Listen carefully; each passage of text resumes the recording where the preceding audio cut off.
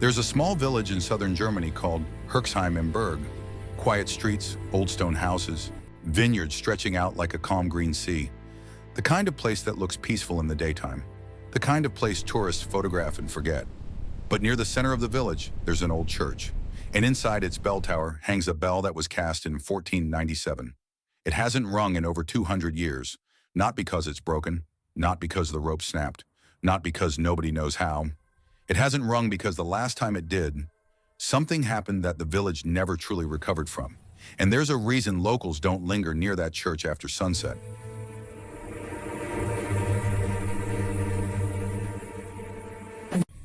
They don't talk about it openly. They don't warn visitors. They just change the subject or smile politely or say, "It's an old place. People tell stories." Remember the rule. But the older residents, some things are better left untouched, even if you really want to test them. Because this bell has a reputation for doing something a bell should never do. It rang by itself, all night. And the people who tried to make it ring again didn't live to see morning. Now that sounds like a legend. The kind of story you hear in one village and never anywhere else. A campfire tale dressed up with dates to make it feel real. But here's the problem. The details don't behave like a simple ghost story. The details feel specific, cold, practical, almost documented. And the scariest part is this. Even if you don't believe in curses, there's a version of this story that's somehow worse. Because it involves something real, something you can measure, something you can't hear, and your body reacts to it before your brain can even explain it. Herxheim im Berg sits in the German state of Rhineland-Palatinate, a region filled with ancient churches, hills, and quiet villages that have existed longer than most countries have had borders. During the day, it's easy to see why people settle there. Everything feels slow, stable, traditional. But at night, places like this become something else. The modern world fades away. Streetlights feel too weak. The air sounds different, not louder, just emptier. And the emptier it gets, the more your mind fills in the space. The church itself looks ordinary in the way very old buildings do. Stone walls, narrow windows, a tower that rises just enough to watch over the rooftops. You wouldn't think there's anything special about it until you stand still long enough to realize how quiet it is. Not the peaceful kind of quiet, the kind of quiet that feels like it's listening back. And up in that tower is the bell. Heavy, ancient, darkened by centuries. A bell that once served the same purpose as every bell in every village across Europe, to signal celebration, warning, death, time, prayer. A bell is supposed to be a voice for a community, but according to local accounts, this bell became something else. It became a trigger, and it started in the winter of 1824.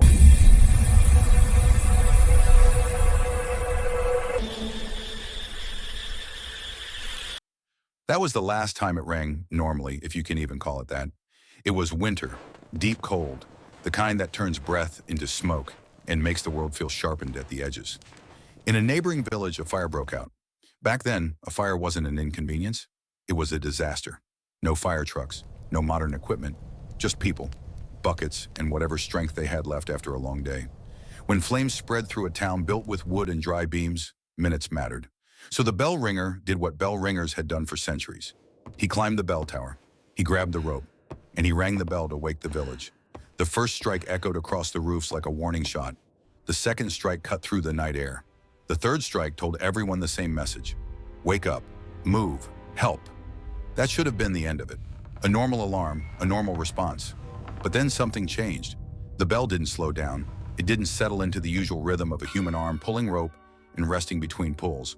It accelerated, not wildly, not chaotically. It became steady, too steady, like something had found a perfect tempo and refused to let go. People rushed toward the church. Some ran toward the fire. Others went to the bell tower, assuming the ringer had lost control, or collapsed, or was making a mistake. But when they reached the tower, what they found didn't make sense. The bell was still moving, still striking, still ringing with that deep, heavy voice that seemed to vibrate through stone and bone. And the bell ringer wasn't pulling it. Witnesses later described it like this. The bell was ringing as if someone invisible was holding the rhythm from inside the metal. That's not a poetic line. That's what it looked like. People tried to stop it. They climbed the stairs, reached for the bell's tongue, the heavy metal clapper that swings and strikes the inside. And the moment they touched it, they jerked away. Not because it shocked them, not because it burned them, Because it was unbelievably cold. So cold it felt like pain, not the sting of winter air. The kind of cold that bites through skin instantly, like touching iron that's been sitting outside all night in freezing weather. Hands froze to the metal. Fingers went numb. Some people screamed and stumbled backward, suddenly disoriented, as if the tower itself had tilted. And the bell kept ringing, hour after hour, all night. The fire in the neighboring village was eventually controlled. The emergency ended. But the bell didn't stop. It continued ringing like it wasn't announcing a fire anymore, like it was announcing something else, something the villagers couldn't see, something that didn't need to be explained because the only thing people felt was the urge to get away. Then close to dawn, the bell stopped. Not because someone forced it, not because the rope snapped. It stopped the way a living thing stops when it decides it's finished. Silence dropped over the village, the kind of silence that doesn't feel like relief, the kind that feels like you've just heard something you can't unhear. After that night, Hershheim-Amberg changed. A rule formed without being written down. Don't ring the bell. Not out of superstition at first, out of respect for what people had experienced. But in every village, time passes and new people arrive. And new people don't always inherit old fear. In 1831, a new priest came to the parish. According to local retellings, he was educated, confident, dismissive of folklore. He believed fear was a weakness. He believed superstition was an insult to faith. He heard the story of the bell and refused to entertain it. He reportedly said that if the village feared a bell, then the village had forgotten what a bell was meant to represent, and so he decided to prove a point. He climbed the tower himself. He grabbed the rope. He rang the bell. The sound rolled across the village again, low, heavy, familiar. But people said it sounded different this time. Not louder, not clearer, just wrong. As if the bell had a second voice beneath the one everyone could hear. The next morning, the priest was found near the altar. No signs of struggle, no blood, no injury. Just a body that looked as if it had simply shut down. His heart had stopped. And from that moment, the story gained weight. Because now it wasn't just a night when something strange happened. Now it was a pattern. Years later, in 1867, a young bell ringer tried again. This time it wasn't pride or faith, it was arrogance. He made a bet. Money, maybe. Bragging rights, definitely. He laughed at the old stories. He climbed the tower. He rang the bell. And the village waited. By morning, he was missing. They found him later in the woods nearly 3 kilometers from the church. That's far enough that you don't accidentally end up there in the middle of the night. Far enough that you don't casually wander there half asleep. People asked the same question over and over. How did he get there? No one had seen him leave. No one had heard him run. Some said he must have panicked and fled. Others said the bell had done something to him, something that made him walk away without understanding why. And after that, the village didn't debate the rule anymore. They accepted it. The bell was left alone. Decades passed. Generations passed. The bell stayed in the tower, untouched. And the church remained standing like it always had. But the stories didn't die. They just became quieter. Because the strangest part isn't that people were afraid. The strangest part is that the bell was never removed. Think about that. If a machine hurts people, you shut it down. If an object kills people, you get rid of it. But this bell stayed, not melted down, not thrown away, not buried, still hanging in the same tower after 5 centuries, as if the village didn't dare to disturb it. And this is where people usually say the word curse. It's the easiest explanation.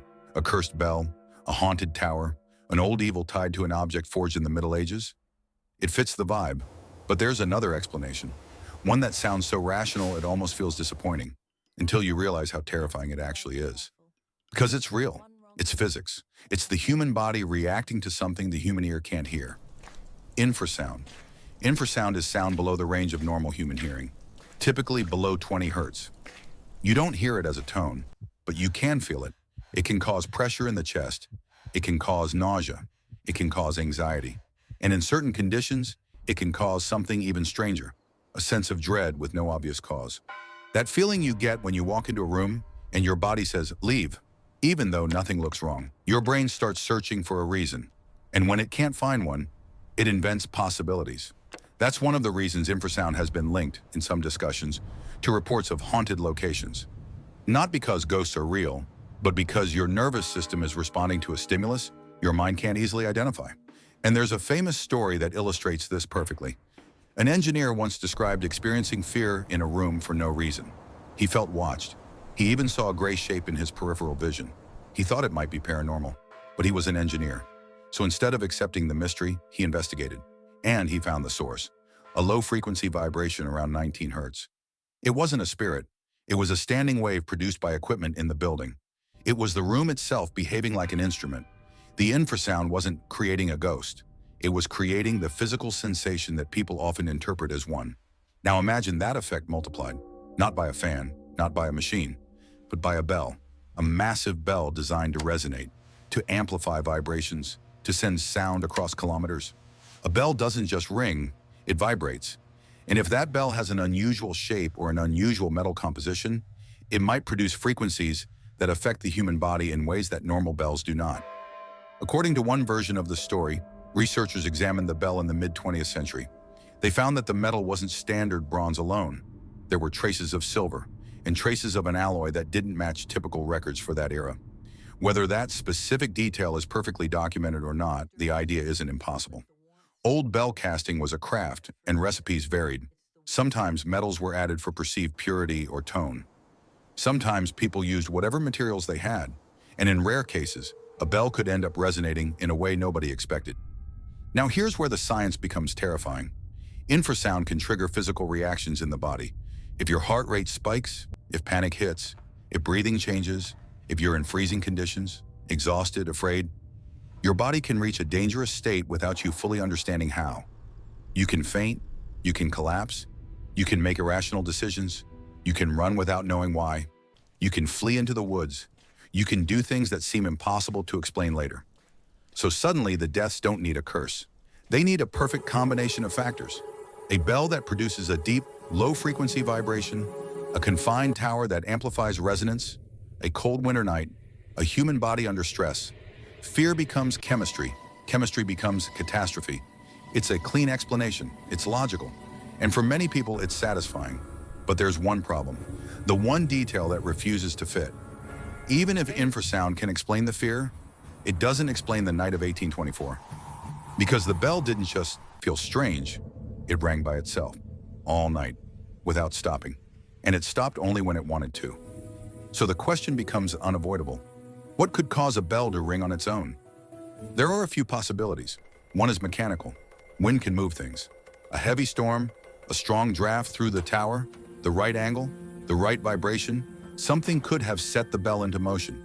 But a bell is heavy, and a bell doesn't keep perfect rhythm for hours just because a gust of wind got lucky.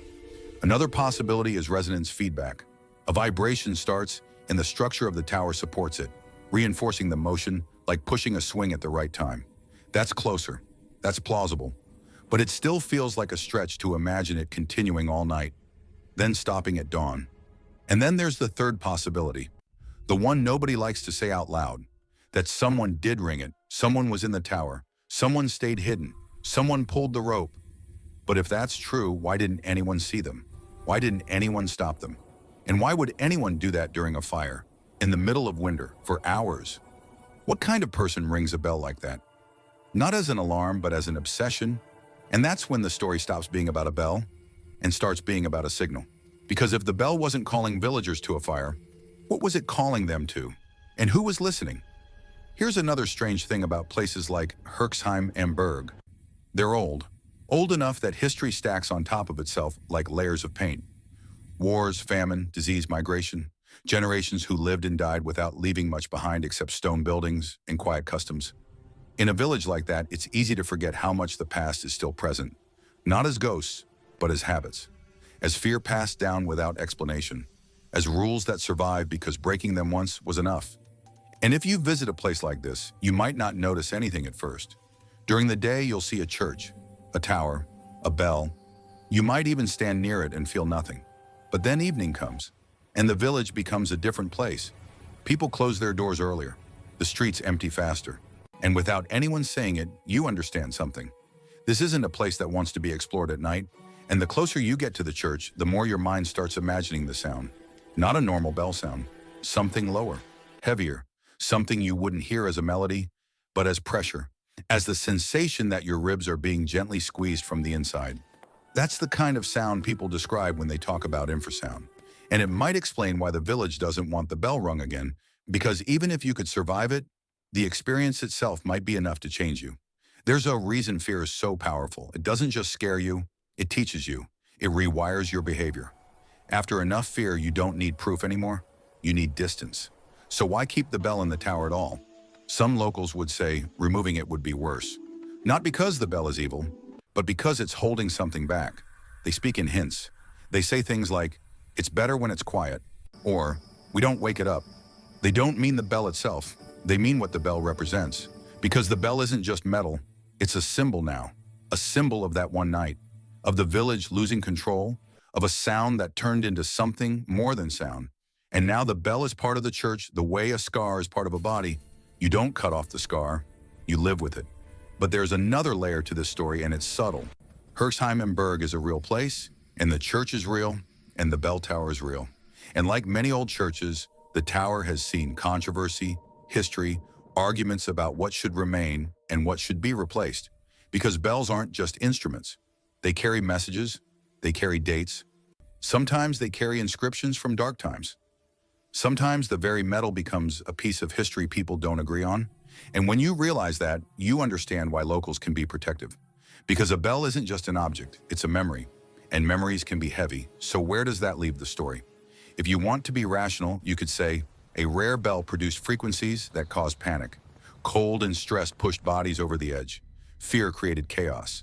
And as for 1824, maybe the bell was set in motion by an unusual combination of weather and resonance, a freak occurrence, a once-in-2 centuries event. That's the scientific version. It's neat, it's plausible. But even if you believe that, there's still a question you can't ignore. Why does this story survive? Why does it still feel alive? Because in real life, true fear isn't always loud. Sometimes it's a silent agreement between people who know something and refuse to repeat it. And the scariest legends are the ones that don't ask you to believe in monsters. They ask you to believe in experience. Because a person can argue with superstition. A person can argue with ghost stories. But it's much harder to argue with someone who says, I was there. I heard it. I watched people try to stop it. I felt what it did. And then you look at the bell tower, and you remember the most unsettling part of all. In 1824, the bell didn't stop because it was forced to stop. It stopped because it chose to stop. That's not physics. That's behavior. And behavior implies intention. So maybe the village is right. Maybe it's not a curse. Maybe it's not a ghost. Maybe it's something simpler and more terrifying. A thing that doesn't need to be alive to act alive. A thing that doesn't need to think to cause fear. A thing that can turn a normal night into a nightmare just by vibrating the air around. Because the human body is not a perfect machine. The body has weaknesses. And sound is one of the easiest ways to exploit them. You don't have to hear it, you just have to be near it. So if you ever find yourself in a quiet village like Herxheim and Berg, and you see an old church, and you notice the bell tower rising above the rooftops, and you feel that strange instinct to look away, pay attention to that feeling. Because sometimes fear isn't a sign that you're imagining things. Sometimes fear is your nervous system reading a warning you haven't consciously understood yet. And the bell in that tower has been silent for over 200 years. Not because it can't ring, because the last time it did, people learned what it can do. And they decided they would rather live with silence than hear the sound that doesn't just reach your ears, but reaches your body. So here's the question. If you were there at night, standing at the base of the tower, and someone offered you the rope, would you ring it? Just once. Just to prove the village is wrong. Just to prove fear is a myth. Or would you step back, look up at the dark shape of the bell tower, and choose not to touch it? Because some mysteries aren't scary because they're supernatural. They're scary because they might be real. And if this bell truly carries a frequency that triggers panic, if it truly shakes your body in a way your mind can't defend against, then the village isn't protecting a secret. They're protecting themselves from a sound that turns people into instincts, from a sound that makes a grown adult run into the woods without understanding why, from a sound that can stop a heart that's already racing, and from the one question that refuses to go away. If the bell ever rings again, will it stop when you want it to, or only when it decides it's done? Write your honest answer. Would you climb the tower at night to test the legend, or would you leave the bell in silence, exactly where it's been for centuries?